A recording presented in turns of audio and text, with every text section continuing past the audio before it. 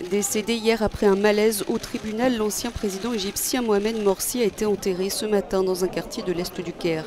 Son fils a dénoncé le refus des autorités de l'inhumer dans sa province natale, mais était présent aux funérailles avec le reste de sa famille.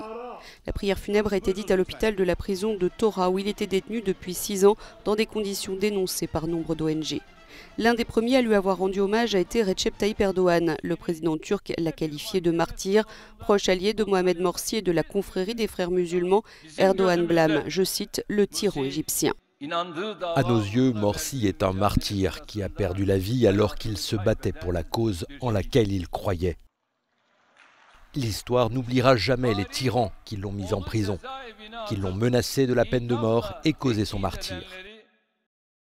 Pour les frères musulmans, la mort de Mohamed Morsi est un meurtre. La confrérie islamiste sunnite a appelé les foules à le dénoncer en se rassemblant devant toutes les ambassades égyptiennes à travers le monde. D'une autre manière, l'ONG Human Rights Watch a été très critique envers le Caire.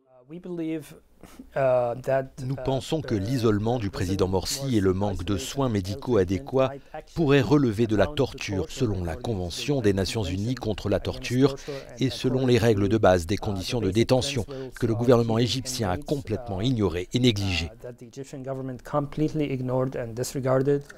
L'ONG Amnesty International a demandé aux autorités une enquête immédiate sur la mort de Mohamed Morsi. Il avait été condamné à un total de 45 ans de prison dans 2 affaires, incitation à la violence contre des manifestants fin 2012 et espionnage au profit du Qatar. Il était aussi jugé dans 2 autres procès et risquait une condamnation à mort et une réclusion à perpétuité.